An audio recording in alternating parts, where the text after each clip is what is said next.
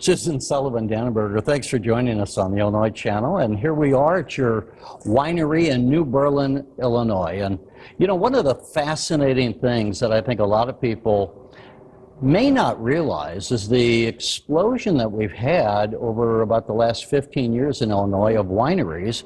I think when we started around 2003, 2004, there was only something like 10 or 12 wineries in the state of Illinois, and now I don't know what the number is, but I think it's approaching 100 or more, isn't it? I'm on the board, and I think it was 109 a few months ago. I'm not sure what it is now, but it is exciting, the growth. And as I said, here we are in New Berlin. We are literally surrounded by farm fields, but it's a great place to come out close to Springfield, Illinois. And enjoy either live music, and we are on the stage that you have here. You have actually quite a kind of a surprising facility that we are in a big room where you can have people watching concerts, but you also have kind of a tasting room, and you have food service and all of that. I'm curious, how long has your winery been open, and what prompted you to go into the winery business? We opened in September of 2013. We had been trying to open for a few years and finally was able to open. So it's going on 7 years. Each year we grow it a little bit more. I knew I wanted to have spaces where people could go, little niches to hang out, and it's truly become one of those, you know, just meandering along and finding a new section to hang out. It's kind of taken on a life of its own that I didn't envision, but I love what it's become. I feel like there's just a few more spaces left in my head, and then I think that's it. People joke like, I come back every season just to see what else you did. I wanted to bring a new life to the family farm. I'm the only one that still lives here. My siblings all moved to the St. Louis area. My parents passed away. My dad kind of strong-armed me into buying this place 25 years ago, and he didn't want it out of the family. So it initially was a home in your family. Yeah. It was. There's always been two brothers on Irish Road, two Sullivan brothers. For 4 generations, I'm the 5th, and he didn't want it to be out of the family. It was out of the family for a few years, and then when the owner decided to sell, my dad was immediately like, you have to buy this house. And I'm the oldest, and I was like 26, and I was like, oh my gosh, I have to. I did not want to be in New Berlin in the middle of cornfields. I really didn't. I was kind of like very against it, but I felt that it was a legacy, because he always talked about the farm, and the soil was literally like part of the family. Have to take care of it, and so I did it, and I'm so glad I did. I wouldn't have envisioned this life, but I can see now, looking back, it was like a path that was there. I just didn't see it, and it's very, very grateful to have it. When you got into the winemaking business, was the winemaking, did that precede the concept of actually having the winery, or was it all part and parcel? It did precede. I wanted to grow something, just like, you know, my family and I, but I wasn't into corn and soybeans. I wasn't into, I also couldn't afford to have combine, and I didn't understand anything about that. He kept us, when we were kids, away from that part of life. So it was a concept I didn't really understand. So I started with a winemaking kit just for fun. My kids were young, and it was almost like a science experiment. And it comes with this structured things of put this much in and this much in, and I was like, well, that's kind of a paint by numbers. Yes, huh? Yes, paint by numbers, and I don't know, I was a little disappointed in it, and so the next year I thought, well, I want to try myself, so I reached out to find vineyards that I could, you know, get grapes from and actually tweak it, and then I thought, well, I could just grow them. So by 2 years after that, by 2006, I decided I wanted to grow them, but we also got hit by the tornado. Famous March 12th tornado of 2006 hit us directly and just obliterated this place, and it was kind of a mixture of, well, we can start all over fresh. I didn't necessarily think of a winery, but it did kind of almost give the chance to think about things differently. And your husband, Doug, when you said, I want to have a winery, said what? No, are you crazy? What? We would never. No, we're in the middle of Illinois, and do you understand how much regulation, and do you understand? And I honestly didn't understand how much. I mean, I'm a hard worker. I'm a farm girl, and I didn't really understand how much it was going to take. So I'm glad it happened slowly, because each year I had to learn something new and fill out the paperwork and figure out the next thing, and bonds and inspections and just everything that came along with it. I was understanding the winemaking portion, but not understanding the business portion. And there's a big difference between the wine industry business and winemaking. So. And wasn't it, he said to you something about when you win so many or competitions, or what was he saying? I was making wine, and I was doing both amateur and professional for other people, and he was a little intoxicated one night, and I said, I really want to do this, and he said, well, if you win 10 gold medals. And then a couple years later I did, so I was like, okay, pony up. Does it surprise you how much is involved in the business part? Yes, I feel like the business portion is at least 60% of it, which, I miss those times of working in the vineyard or winemaking, because that's where I feel like me. And the business portion, I'm not a business person. I don't have that mindset, and I've had to learn it. How is winemaking in Illinois? How is the soil? How is the sun? Can Illinois produce good wines? Illinois can produce good wines. It really is about the grape grower and the winemaker understanding the chemistry.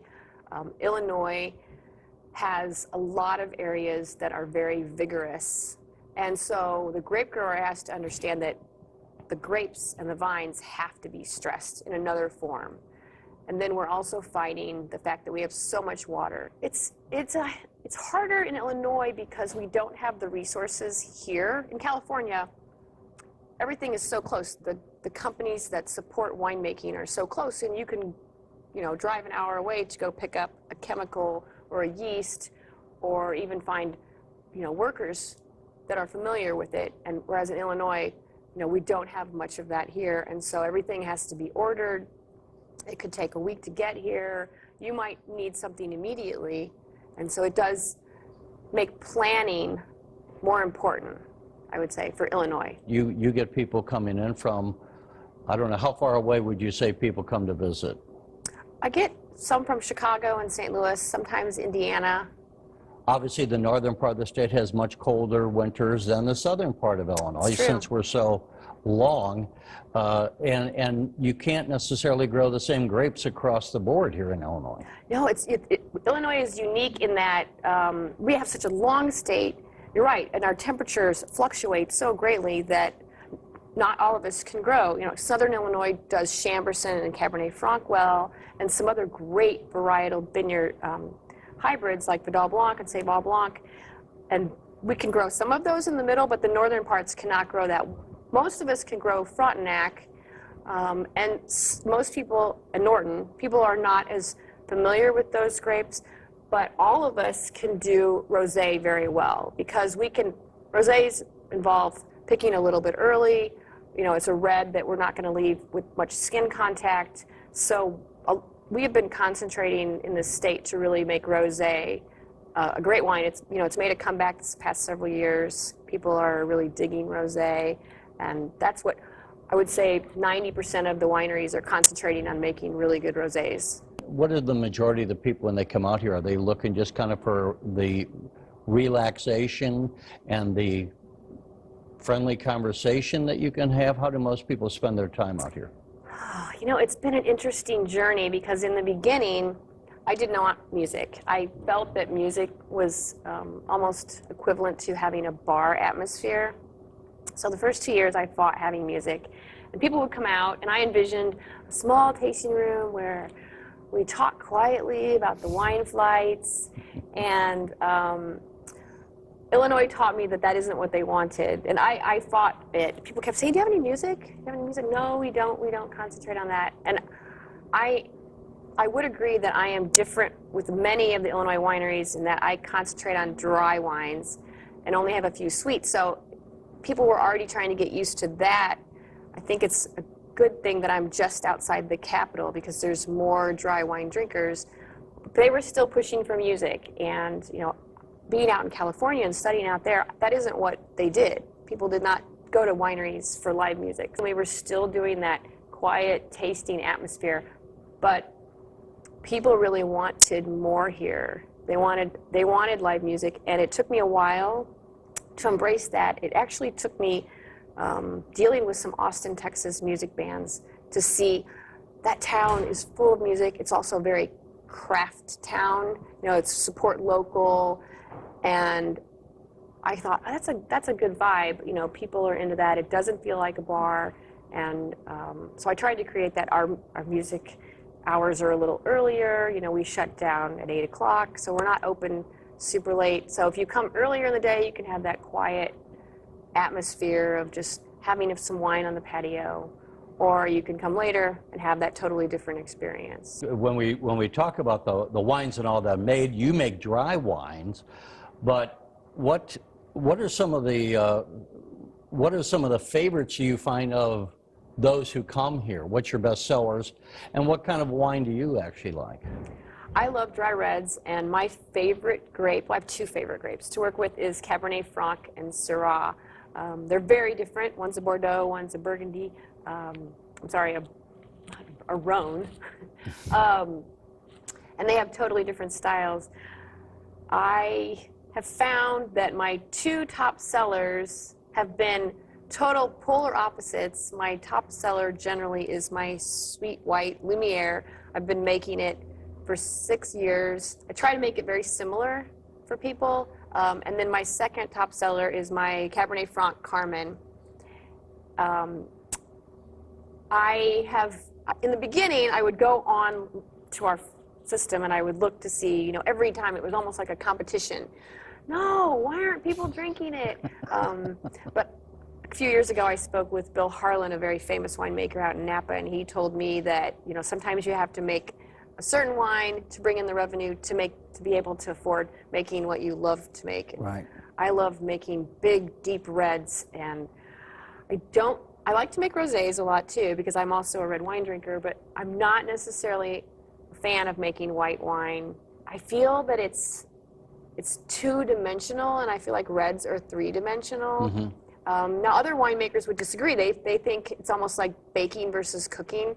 White wine is a very precise thing. You have to be very precise in the recipe. Huh? Yes, you do, because there's so many factors, especially, you know, reds love oxygen, whites do not, and you can make a red more complex, you know. So does that mean you shouldn't be swirling your white? It does open it up in the beginning. So there's this point where, kind of like with an apple, where oxygen comes in and it does open up a wine, and then at some point it's past the point of openness and it starts to fall. But there is that heightened moment where you get it, and so wines are quicker. They come in very quick, and whereas the reds, it takes a little bit longer time for the oxygen to talk to the tannins and kind of let them develop. And I love that journey, that process. And even in the winemaking process, the whites, we have big equipment. I don't do it with my feet, but we have equipment that takes, you know, the grape off of the stem, and then with whites, I immediately go into a big, huge vertical bladder press that will press the grapes. And I'm careful as to how much I press them. Too much pressing, you know, some people think in the beginning, oh, you want to get as much juice out of there as possible, but at some point it's astringent and bitter, so you have to be careful about how much you're pressing. The whites go immediately into a tank, and we ferment in the tank with no oxygen. Try to keep as little oxygen as possible. And the same with rosés. It's a red grape, immediately pressing the juice out and fermenting in the tank, whereas reds, we're taking those grapes and putting them right back in a big tote, and this whole building will be filled with these giant bins of red skins and red must and red juice. And the yeast is there, and they're blending, kind of fermenting, and every couple hours, I'm in here with a giant paddle sometimes using my feet, I will admit, pushing the grape skins back down to pull out as much color and as much tannins as possible. And so it's almost like having a newborn baby during that time, because I'm getting very little sleep. I'm having to come out here. If they sit all night, the cap will come up and the skins dry out. So you have to keep doing it and keep... Even in the middle of the night? Yes, and it will get really hot. And how long does that period last? It could take up to 2 weeks, and with my Syrah in 2018, it unfortunately took about a month and a half because I let the sugars get too high. So from picking the grapes to drinking the wine, what is that cycle? How long is that? So with whites, winemakers are usually able to get a white out, picking in the harvest and then getting it out in the spring, so 6 to 9 months. And a rosé can be very quick as well. But reds, they really need a couple years of aging. And is that aging in a barrel? Or? Well, it's your choice. I prefer barrel aging. I think it brings some nuances. I prefer French barrels. I've played with some hybrids that have American oak on the sides. American oak will bring some vanilla, but I also think it brings a lot of sweetness in your head, and I like the mineral and the length that French oak brings. But I've been dabbling with some bourbon barrels lately. I've been aging in French oak for 22 months and then moving my Cabernet Franc into bourbon barrels, and that's been adding some really nice complexity. But I've learned you can't do it too long. So you don't put bourbon in with the wine, but you age the wine in a barrel that had previously held bourbon? Yes, I've developed some good relationships with barrel brokers. Is that from Kentucky? It is from Kentucky, and you want a barrel that's been freshly dumped, like the day before, so the wood still holds some bourbon in it, and by the time it gets here, usually there's a little bit that's kind of settled in, and the wine sitting in that barrel for, I've learned, a month and 3 months works well. 5 months is too long. It pulls the bourbon out of the barrel and a little bit of what else is going on with the wood. If you leave it in there too long, it becomes less about the bourbon enhancements and more about what the wood does. So I find it to be a little too much vanilla, but yeah, it's yummy. I'm working on my 3rd vintage right now. It's been exciting. I did it with the 2 years of Cabernet Franc, and then I'm still working on a 3rd one. But this time I got some sour mash Willet barrels, and I'm putting my Syrah in there. So I'm interested to see. No one's done bourbon-aged Syrah. I'll be curious to see how that goes. How has that been received in the marketplace? It's been really exciting. I was the first Illinois winery to try it, and people were asking me, how'd it go? And I only did 1 barrel for my 2016, and it sold so quickly within 2 months. And 1 barrel would make how many bottles? It's 52 gallons, so there's 5 bottles in a gallon. So it was about 23 cases, and it sold very quickly. So the next time I learned 4 barrels. I didn't want to take the chance in the beginning because I thought, what if I ruin it? Because I don't know, I'm learning this. Right. There aren't a lot of winemakers out there doing it. When you go into the store. Did anyone else do that, or was this your idea? Oh, no, there's some California wineries that have been doing it for a few years. But I didn't know any of them to reach out to talk to them and say, hey, because the winemaking community is great, and if you know somebody or they know somebody, you can call them up and they'll talk about what they've done. You can't really replicate somebody else's recipe like you could in distilling and beer because, the terroir and the year and the season, and your yeast choices is going to make everything a little different for everybody else. So I don't feel like there's this worry in the winemaking community about, secrets. The wine business community, there's a lot of secrets, but the winemakers, they all share. When something I don't know, speaking of aging, does the wine still age in a bottle, or it does. I knew that from classes, and you know that, but until you actually see it. And when we say it ages, let me interrupt, but to say, what does that mean as it's sitting there? Is it becoming more alcoholic or more alcohol content? Is it becoming sweeter? What does it do when we say it ages? Well, so red wines age, white wines don't. They don't have the tannins to back it up. So red wine is softening. It is developing a different complexity character. There's 2 wines I did that I learned later that they did much better in the bottle. My Somewhere in Love, we bottled it in the tank. It was like perfect. It's a Barbera, and I made it very smoky. I was in love with it. I had some Argentinian farmers, and they're like, "Yes, this is good." And so I pulled it out of the tank for them, and they loved it. So I'm like, "Okay, let's bottle." We bottled it, and then we put it on the shelves, and we go to pour it for people, and they're like, "Something's wrong." And I was like, "What's wrong with this wine?" I was like, "Oh my gosh, what did I do? You know, in the bottling process, did I introduce something?" You try to think of all the sanitization and what did I do wrong? And I thought, "Oh my God, I've ruined this." And we had like 120 cases of it. And so I immediately pulled it off the menu and wouldn't do anything with it for about 6 months. And then we needed some wine for slushies. I'm like, "Oh, we can make slushies out of it." And we were doing that for about a year. And then one day, as I was pouring the wine in for slushies, I smelled it, and it smelled different. It smelled good again. And I tasted it, and I was like, "Oh, no more slushies with this wine. It's so good." And so it went into bottle shock. I've just never seen a wine be in bottle shock for so long. So when you bottle a red wine, sometimes it can get sick in the bottle. Apparently that one, it took a long time. The other one I've learned that it's fantastic is my 2016 Syrah.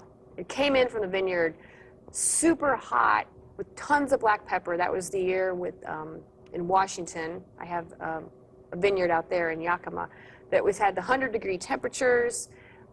It was just, everything was ripening really quickly, and it just happened that the black pepper phenols, the black pepper molecules in that grape, were at their highest point.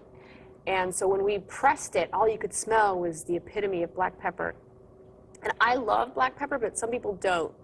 And so in the beginning, if you really loved black pepper, you love this wine. But now it's almost gone, and now it's softened a lot. And I wish I had enough of it to send to a competition now, because I think it would really, really shine well. It did some double golds, but I think it would have been more well received than if I would have just let it age in the bottle and just soften a little bit.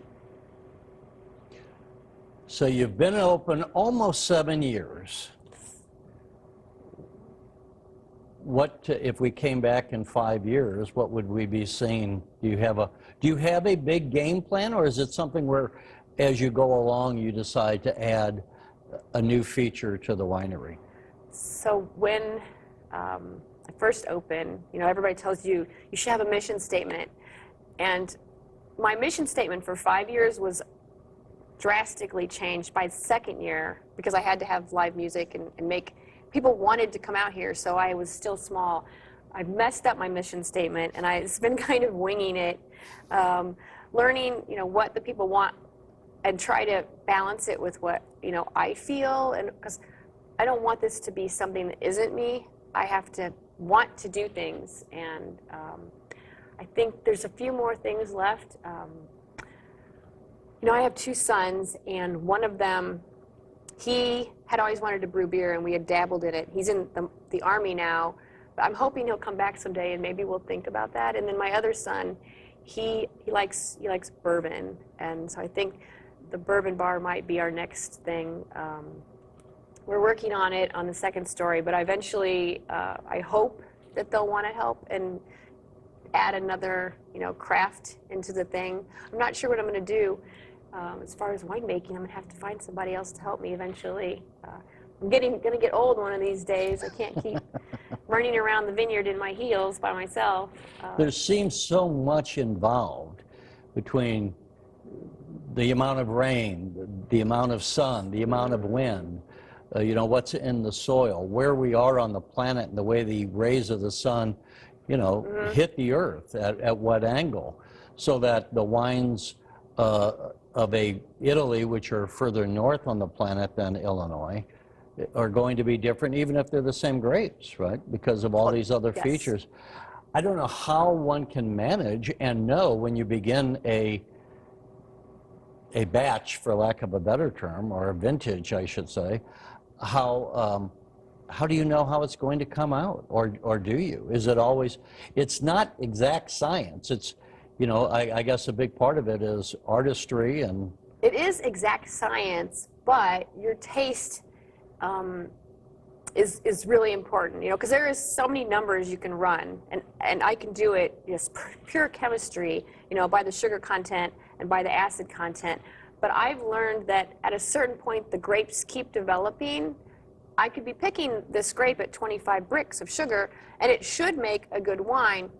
But if I let it go a little longer until it starts to pucker away from the skins, just a tiny bit, you know, the water goes down and the alcohol does go up, but there's other molecules, there's other terpenes, there's other phenols that are developing, and kind of an understanding of what varietal has what, you know, certain things like Chardonnay has diacetyl, which is also in butter, so you can push butter, or you can tone it down, you know, depending on when you pick it. So it is a matter of taste.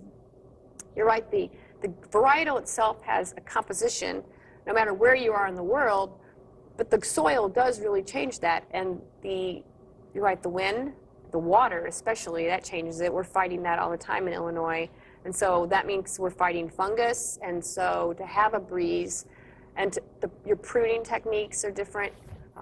You probably saw that my Cabernet Franc is higher. It has a vertical shoot positioning.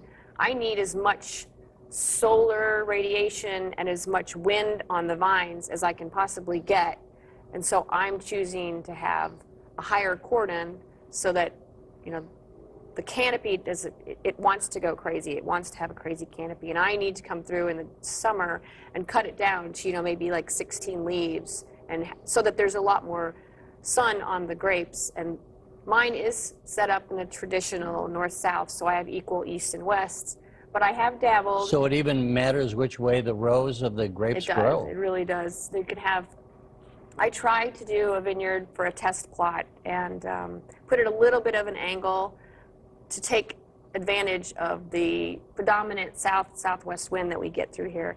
And it had to be measured exactly, and the vine spacing, the row spacing actually had to be bigger so that there was no shadowing coming in from the west side when the sun would start to settle on the grapes. And it was an interesting trial. I don't think it went as well as we had hoped. They decided after 3 years, UC Davis did, to stop with the test because it didn't seem to be making any, you know, big changes in things. So it wasn't really worth taking that risk, I guess. Seems as if this is a field where you never learn everything, that there's so much to learn that you just continue to learn as you go along. I would agree. And then there's new technologies even with winemaking. You know, they're doing this thing called micro-oxidation with the whites, where you actually induce oxygen into it. I'm afraid to take that risk, but it's supposed to, you know, bring a totally different nuance and people are always trying new things. I know out in Europe they're doing something called orange wine, which is when they take the white grapes and they let them sit on the skins, and, you know, it brings in a different thing. So there's always somebody with this crazy idea trying something new, and sometimes it's a little intimidating because you're like, oh, so brilliant, why didn't I think of that? And, you know, there's probably all kinds of other winemakers, you know, in Nebraska or Virginia. They're doing really cool things that I don't know about, but you just only hear mostly about, you know, the West Coast. I think it's become more of a destination for the experience, and then they're like, oh, wait, you have good wine. Oh, I wouldn't have expected that. So they come here more for the place, and then they end up liking the wine, which is kind of an interesting perspective. People walk up here, and it's very, from the front, it doesn't seem like a lot. I kind of like that. It's almost like you're not expecting a lot, and then all of a sudden you walk back here, and you're like, oh my goodness, this place is crazy. Yeah, it's this room after room after room, and it seems like you're just going up to a small home, so to speak. I know.